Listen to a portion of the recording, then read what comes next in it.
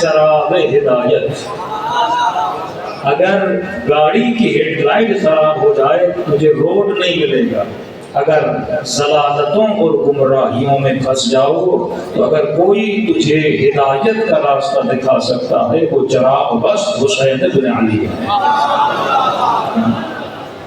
اب آپ اسی کو لفظ بدل کے امیر المومنین کے لیے فرمایا کہ علی مع الحق والحق مع علی، علی حق کے ساتھ ہے، حق کس کے ساتھ ہے؟ علی کے ساتھ ہے۔ اگلا جملہ بڑا عجیب تھا کہ یہ نہ دیکھنا کہ حق کہاں جاتا ہے، یہ دیکھنا کہ علی کہاں جا رہا ہے۔ تو سوال بنتا ہے یا رسول اللہ کیا حق اور علی الگ الگ ہیں؟ کیا یہ ممکن ہے کہ حق کہیں اور جائے؟ بیٹا بیٹھ جاؤ، سوال پڑھے محمد والے۔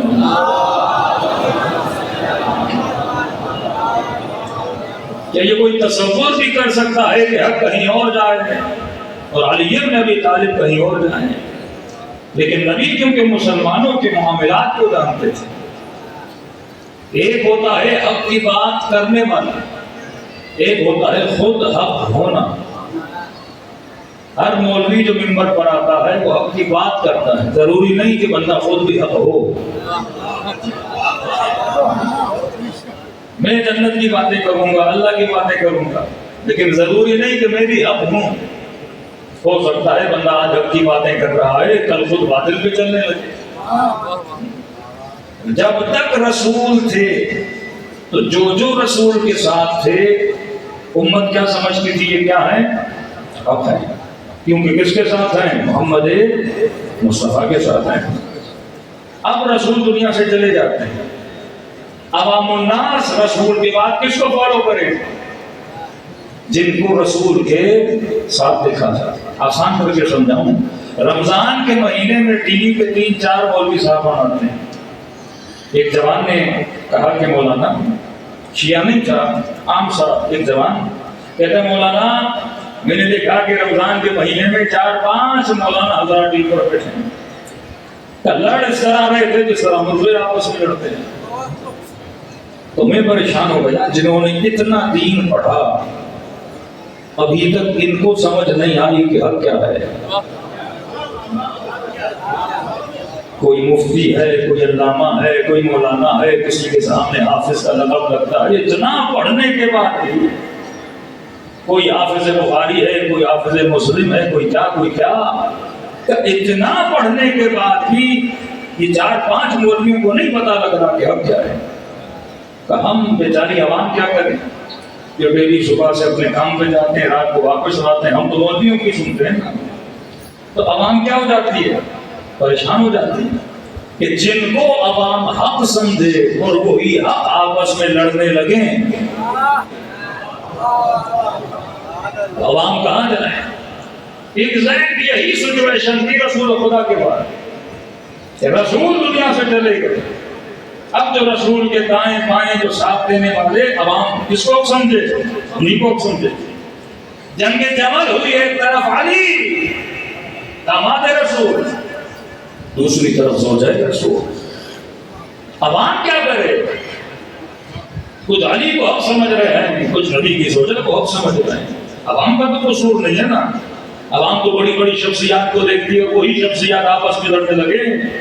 اگر ایک قوم کے 3-4 مولانا بڑی بڑی شخصیت اور حیثیت کے حامل ہوں اور وہ 4 مولوی آپس میں لڑنے لگے تو عوام بیچاری کیا کرے کہ مولانا اس کے سر پہ بھی امامہ، اس کے سر پہ بھی امامہ، یہ بھی اللہ کی باتیں کرے، وہ بھی اللہ کی باتیں کرے، یہ بھی رسول کی باتیں کرے، وہ بھی رسول کی باتیں کرے، اب میں جاؤں تو کہاں جاؤں؟ یہی حال نبی کے زمانے میں، ایک جنگ ہوتی ہے، ایک طرف زوجہ، ایک طرف علی بن ابی طالب، پھر جنگ صفین ہوتی ہے، ایک طرف عمار ہے، ایک طرف علی بن ابی طالب ہے، دوسری طرف امیر شام ہے۔ ان کی بھی عوام کی نگاہوں میں قدریں تھیں، کوئی کہے کاتب وحی ہے، کوئی کہے نبی کا صحابی، اب دونوں طرف صحابی، عوام کرے تو کیا کرے؟ نبی نے اس ماحول کو دیکھتے ہوئے کہا کہ علی مع الحق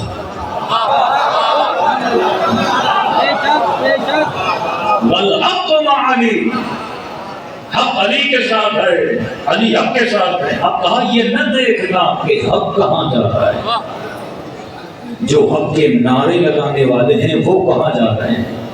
جو حق کا سہارا دینے والے ہیں وہ کہاں جا رہے ہیں؟ جو لا حکم الا اللہ کا نعرہ بلند کرنے والے ہیں وہ کہاں جا رہے ہیں؟ کیونکہ تیری نظروں میں سارے حق ہیں. یہ نہ دیکھنا کہ حق کہاں جا رہا ہے، یہ دیکھنا کہ علی کہاں جا رہا ہے. کیونکہ جہاں جہاں علی جائے گا وہیں وہیں حق خود کو کیا کرتا ہے؟ موڑ لیتا ہے. اور آسان کر کے سمجھاؤں کہ دوسروں میں اور علی بن ابی طالب میں فرق کیا ہے. جس طرح میں نے کہا کہ عوام اگر کسی عالم کی عزت کرتی ہے تو عالم کی وجہ سے یا ذکر محمد اور آل محمد کی وجہ سے. بندے کی اپنی تو کوئی حیثیت ہے ہی نہیں نا. آپ کس کی وجہ سے احترام کرتے ہو؟ ذکر محمد اور آل محمد. ایک ذاکر کا احترام کرتے ہو کس وجہ سے؟ ذکر محمد اور آل محمد. مطلب یہ جو عزت ایک عالم کو، ایک ذاکر کو، ایک نوح خان کو، ایک عزادار کو مل رہی ہے، یہ عزت اس کی اپنی نہیں، حسین سے لی ہوئی ہے. میرا اس میں کچھ بھی نہیں. ایک مرتبہ ایک عالی شان گھر میں آپ رہتے ہو، میں کہتا ہوں ماشاءاللہ کتنا اچھا گھر ہے. آپ کہتے ہو ہاں گھر تو اچھا ہے، رہ بھی رہا ہوں، لیکن میرا نہیں، کرائے پہ لیا ہوا ہے. ایک مرتبہ آپ گھر میں رہتے ہو، گھر آپ کی ملکیت ہے، آپ کا اپنا گھر ہے. اور آسان کر کے سمجھاؤں، آپ چاول کھاتے ہو، چاول بڑے نمکین تھے، تو آپ نے سوال کیا کہ چاول کے اندر نمکینی کہاں سے آئی؟ کیونکہ خود چاول نمکین نہیں ہوتا. تو آپ کو جواب ملا کہ اس کو نمکینی ملی نمک سے. توجہ ہے نا، نمکینی ملی نمک سے. آپ نے پانی پیا، کہنے بولا بہت میٹھا ہے. تو میں نے کہا اس کی مٹھاس کہاں سے آئی؟ تو آپ نے کہا مٹھاس ملی شکر سے یا شہد سے. ایک مرتبہ آپ نمک کھاتے ہو، اب پوچھتے ہو کہ نمک کی نمکینی کہاں سے آئی؟ نمک کسی سے نمکینی نہیں لیتا. آپ نے کہا نمک کی نمکینی نمک کے ذات کے اندر ہے. میں نے شکر کھائی میٹھی تھی، میں نے کہا شکر کی مٹھاس کہاں سے آئی؟ پانی کے لیے آپ نے کہا شکر سے آئی، لیکن خود شکر اگر میٹھی ہے، گڑ اگر میٹھا ہے تو اس کی مٹھاس کہاں سے آئی؟ آپ نے کہا اس کی مٹھاس اس کے ذات کے اندر ہے. تو لوگ حق کسی سے لیتے ہیں اور حق علی کی ذات کے اندر ہے.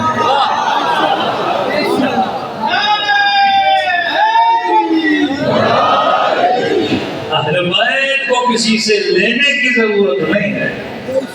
فرمایا یہ اپنی ذات میں معصوم ہے، یہ اپنی ذات میں حق ہے. جب ضلالتوں اور گمراہیوں میں بھٹک جاؤ تو اگر نور ہدایت ہے تو وہ کون ہے؟ حسین ابن علی ہے. اگلا جملہ مولا کی شان کے لیے بڑا عظیم جملہ تھا. فرمایا صرف چراغ ہدایت نہیں ہے. ایک مرتبہ آپ کہتے ہیں مولانا میں نے کربلا جانا ہے، کیسے جاؤں؟ میں کہتا ہوں کربلا جانے کے لیے پاسپورٹ بناؤ، ویزا لگواؤ. بائی روڈ جانا ہے تو یہ راستہ ہے، بائی ایئر جانا ہے تو یہ راستہ ہے. آپ کو راستہ بتاتا ہوں کہ حسین چراغ ہدایت ہے، راستہ دکھاتا بھی ہے اور کشتی نجات ہے. صرف راستہ دکھلانے والا امام نہیں ہے، کشتی میں بٹھا کر جنت کے دروازے تک لے جانے والا امام ہے. اس کشتی میں اور سوار ہوا تو علیہ السلام بنا، اس کشتی میں زہیر سوار ہوا تو جنتی بنا. اور یہ کشتی یہ نہیں کہ 61 ہجری میں نکلی تھی اور سواروں کو سوار کر کے چلی گئی. فرمایا نہیں، ہر سال جب محرم کا چاند نمودار ہوتا ہے کہیں پہ فرش اعظم بچھایا جاتا ہے تو یہ دعوت دی جاتی ہے آجا حسین تجھے ہدایت کا راستہ بھی دکھائیں گے اور کشتی میں سوار کر کے تجھے جنت تک لے کر بھی جائیں گے. صلوات پڑھے محمد وعلی محمد.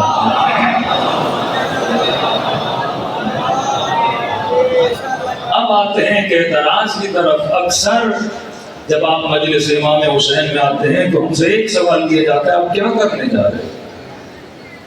تو مومنین کہتے ہیں ہم واقع کربلا کو سننے جا رہے ہیں. کوئی کہتا ہے شہادت امام حسین کو سننے جا رہے ہیں. تو آگے سے اعتراض ہوتا ہے کہ اتنا ہجوم، اتنے لوگ ایک واقعے کو سننے جا رہے ہیں، عورتیں، مائیں، بہنیں، بچے، اور ایک واقعے کو سنانے کے لیے اتنا خرچہ. ذاکر بلائے جائیں، مولانا بلائے جائیں، انتظام کیا جائے، نظر نیاز، ایک واقعے کو سنانے کے لیے علم برآمد، تابوت برآمد، اربوں روپیوں کا شیعہ تم خرچہ کرتے ہو، کس کے لیے؟ واقعہ سنانے کے لیے۔ کیا اگر واقعہ سنانا ہے تو ایک کتاب میں چھاپ دو، لوگ پڑھ لیں۔ واقعہ سنانا ہے کربلا کا، ایک کلپ رپورٹ کر دو، 15 منٹ کا، 20 منٹ کا، بتا دو کربلا میں کیا ہوا تھا۔ ایک کہانی سنانے کے لیے تم اتنے لوگوں کو جمع کرتے ہو، اور واقعہ بھی ایسا جنہوں نے ہر سال سنا ہوا ہے۔ یہ نہیں کہ کسی شیعہ کو نہیں پتا کہ امام حسین کیسے شہید ہوئے، بچے بچے سے پوچھو کہ بتائے گا قاتل کون ہے، شمر ہے، گلا کس نے کاٹا، خیمے کس نے جلائے، کربلا میں کیا ہوا تھا، شہیدوں کے نام بتاؤ، بچے بچے کو بتائیں۔ تو کہتے ہیں یہ آپ لوگ، آپ کا عمل جو ہے آپس ہے، واقعہ سنانے کے لیے اتنا خرچہ کیا جائے۔ اچھا نہیں تھا یہ پیسہ اسکولوں پہ لگے، اچھا نہیں تھا یہ پیسہ مثلا یتیموں پہ لگے، بیواؤں پہ لگے۔ یہی اعتراض وہابیت کرتی ہے اور کہتی ہے یہ شیعہ فضول خرچی کرتے ہیں کہ لوگوں کو اتنی دور سے بلا کے صرف کربلا کا واقعہ سناتے ہیں۔ امام خمینی فرماتے ہیں کہ کربلا واقعے کا نام نہیں ہے۔ کیا یہ تیری بھول ہے کہ کربلا واقعہ ہے؟ نہ ہی کربلا کوئی سرزمین ہے۔ فرماتے ہیں کربلا ایک تہذیب کا نام ہے، کربلا ایک تحریک کا نام ہے، کربلا ایک انقلاب کا نام ہے۔ ہم فرش عذاب پہ بچوں کو بٹھا کے کربلا کا واقعہ نہیں سناتے، کربلا کی حسین کی تہذیب سکھاتے ہیں۔ ہم ماؤں بہنوں کو فرش عذاب پہ بلا کے عفت زینب کا درس دیتے ہیں، ہم بچوں کو بلا کے ادب عباس بتاتے ہیں۔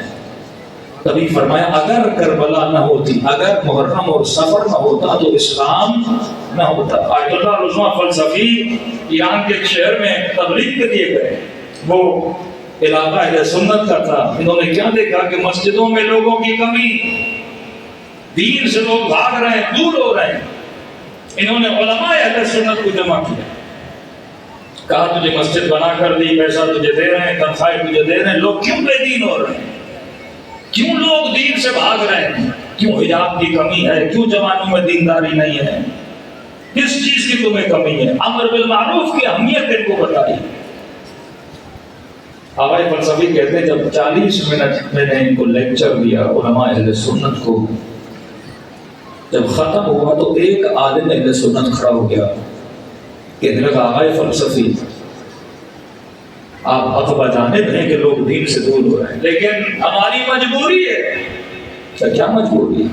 آبائی فلسفی زیادہ سے زیادہ اگر ہم لوگوں کو سمجھا سکتے ہیں، بلا سکتے ہیں، وہ نماز جمعہ ہے۔ کہا تم شیعہ شکر خدا کرو کہ خدا نے تم کو حسین جیسی نعمت عطا کی ہے۔ کہ واللہ یہ نعمت ہمارے پاس نہیں۔ ہم اپنے لوگوں کو جمعے میں بلاتے ہیں، 4 جملے تبلیغ کے سناتے ہیں، اس میں بھی ہماری عورتیں نہیں آتی، صرف مرد آتے ہیں، عمر رسیدہ۔ لیکن یہ نعمت جو امام حسین نے آپ شیعوں کو دی کہ اس فرش عزا پہ ہر عمر کا بندہ آ کر بیٹھتا ہے، بوڑھا بھی ہے، جوان بھی ہے، بچہ بھی ہے، عورت بھی ہے، مرد بھی ہے۔ یہ نعمت ہمارے پاس نہیں ہے۔ کہا ڈیلی تم سجدہ شکر ادا کرو کہ خدا نے تمہاری نسلوں کو سدھارنے کے لیے حسین کا فرش عزا عطا کیا ہے۔ یہ فرش عزا کسی کے پاس نہیں۔ واللہ کون سی قوم ہے، ایک سیاسی جماعت اگر جلسہ کرنا چاہے، گاڑیاں بھیجتی ہے، لالچیں دیتی ہے، پیسوں کی لالچ، کھانے کی لالچ، دیگوں کی لالچ، پھر جا کے چند ہزار لوگ جمع کرتی ہے۔ لیکن کہا تم شیعوں کے یہاں محرم کا چاند نظر آتا ہے، صرف یہ بتایا جاتا ہے کہ حسین کی مجلس ہونے والی ہے۔ کس حرارت کے ساتھ لوگ فرش عزا پہ آتے ہیں، فرمائے شکر خدا ادا کرو۔ تو یہ مجلس امام حسین قصہ نہیں ہے، یہ تہذیب حسین کا نام ہے۔